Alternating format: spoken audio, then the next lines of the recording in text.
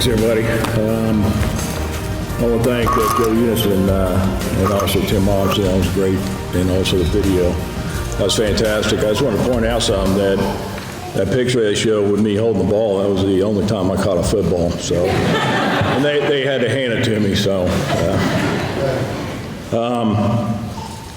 good evening, ladies and gentlemen. It's a great honor for me to be inducted in the Hall of Fame. I would like to congratulate my fellow inductees, Todd, Kyle, and Reggie, and also Ruth. After seeing your inductory videos, I'm kind of humbled being part of this group going into it. Congratulations on your honors and your accomplishments. I would also like to thank Ted Baca and Mark Miller for nominating me for the Hall of Fame selection, Hall of Fame. I appreciate that. This is not my first time, so going a second time is even sweeter, because Ted and Mark thought enough of me to nominate me for the second time. I really appreciate that. I also like to thank the nominating committee, the selection committee. Bob Wunderlich and Mike Shaner was on there. The Wunderlichs were a great family that when I was growing up. And I spent a lot of time over there in 7th, 8th, all through high school. So I know quite a few of them, and I know Bob was about 8 years behind me, but I know, Bob and Tom. So it's great to see him make such great accomplishments at Jesuit. I also would like to thank the Lettersman Club and the sponsors that put this wonderful event on. It's been a wonderful experience for me. One of the things that looking around on the website on the alumni, I checked out the Blue and Gold site, and as Sean indicated, they created this Sports Hall of Fame in 1998, and I want to read this little paragraph that they have on the website. The Jesuit Alumni Letterman's Club created the Sports Hall of Fame in 1999 and annually hosts the Blue and Gold Banquet to induct athletes and coaches who have excelled in the athletic program, provide positive recognition to Dallas Jesuit, and who has emphasized the ideals of the Jesuit graduates. Wow.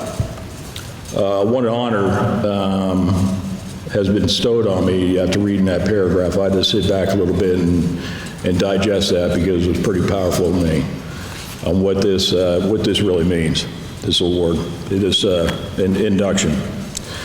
Now, one of the things I'm pretty humbled on being elected into the Hall of Fame, because I played for basically two team sports, the baseball and football. So you had a lot of so selecting an individual is pretty difficult for somebody to do, because it's such a team sport, and everybody was contributing to the success of the team. So to me, it's pretty hard. I was surrounded by some tremendous athletes. A lot of them are already inducted. I tell you what, when you play next to Joe Bell for 3 years, 6'2" and 240, and he benched, 400 pounds in sophomore year, and then he got Brent Elkins my sophomore year playing behind me, quarterback. I couldn't do anything wrong out there. It's pretty difficult to do that with that type of talent back there, and I can go on and on. Several of the folks I played with went on to play D1 sports. We had at least 5 in my graduating class, which was pretty impressive. And that was only for football. Baseball, I tell you what, going out and playing behind Ted DeBalca was also pretty easy as well, because nothing came out. He was basically commanding the mound. So he's already inducted and well deserved. So congratulations, Ted. And did I get that right from your email? Yes. All right.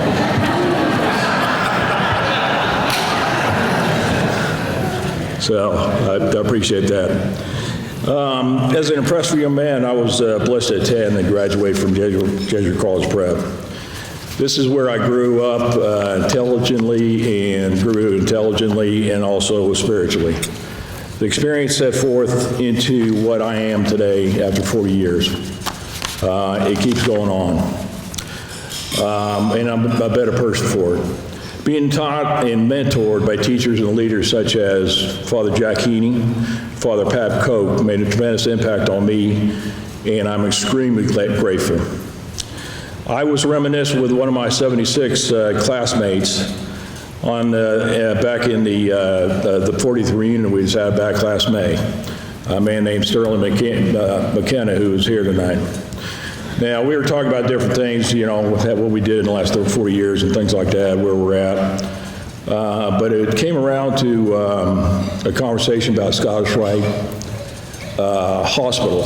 And back 40 years ago, Sterling and I were at the Scottish Rite doing the community service that all the seniors had to do.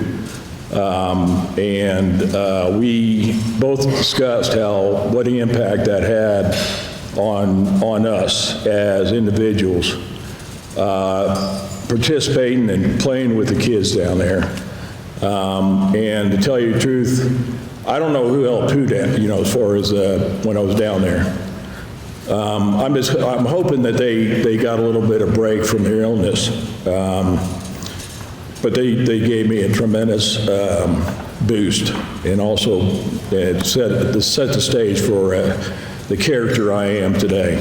It was a big impact, had a big impact on me. Also, in some of the revelation, reflection that I did during this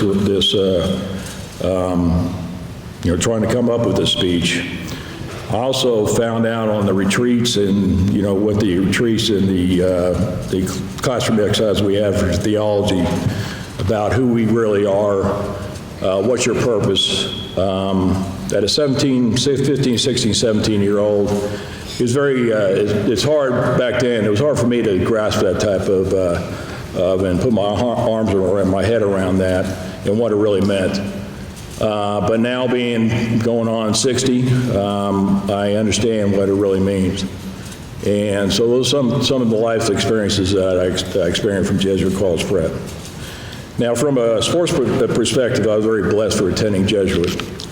Being part of these teams, it taught me a great deal about character, drive, participation, dedication, discipline, and sportsmanship.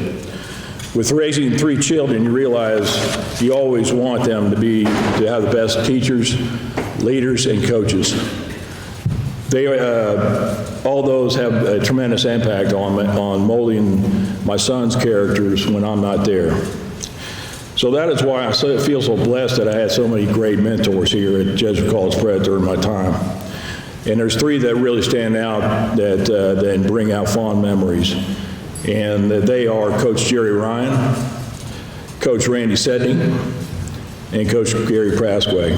It was good to see Coach Ryan here tonight. What can I say about Coach Prasquay? To me, he was a leader amongst men. During my formative years, he had a tremendous positive impact on me.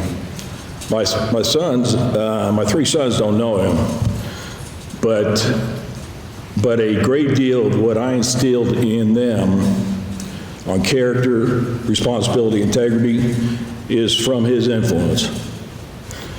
And that's basically going to go on for generations as their children grow up. I think they'll be passing on as well.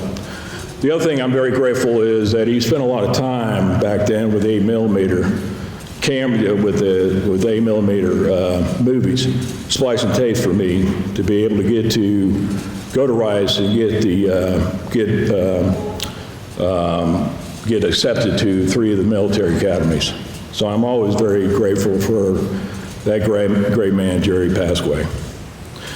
Now, in addition to those aforementioned teachers, clergy, and coaches, I would also like to thank my teammates and my classmates who enriched me with their friendship and their camaraderie. I think I counted about 11 classmates that I came here. I tell you what, that touched me a great deal, and I really appreciate that. I also like to thank my parents who had the foresight of sending me to Jesuit College Prep, and also spent all the time taking me around to sports programs, practice, games, and so forth like that. My dad passed several years ago, and I think he'd be proud of me. My mom just turned 90 2 weeks ago, so she couldn't make it here tonight, but, you know, she passed on that she was very proud of me. So I really thank her for everything she did for me when I was growing up. Now, to thank I also want to thank my family that's here tonight. My wife, Debbie, coming up on 30 years. She helped me grow as a person, as a father. She also helped me raise 3 great sons and had a tremendous impact on their growth. I want to also thank my sons, all of which are Texas A&M grads. I didn't go there, but I'm sold on it. My 2 oldest are Eagle Scouts, which to me means a lot. My youngest was two-time All-District MVP for 25-5A football, and I have to mention that because it was in the same district of Lake Travis. So to me, that was pretty impressive down there.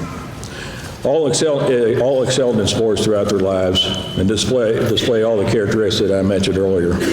But more importantly, they have grown up to be great young men, and I could not have been prouder. I also like to thank my sister, Colleen Hogan, that's that attended here with me. Also, Chris's beautiful wife, Jocelyn, and Brian's girlfriend, Laura, for sharing this honor with me. Also, I want to thank Sean, and I put it on the end down here because I'll hold on time here, but he gave me some advice on what I need to put in here, some of the memories to share. I got too many to really mention. Obviously, playing 3 years of sports and attending Jesuit.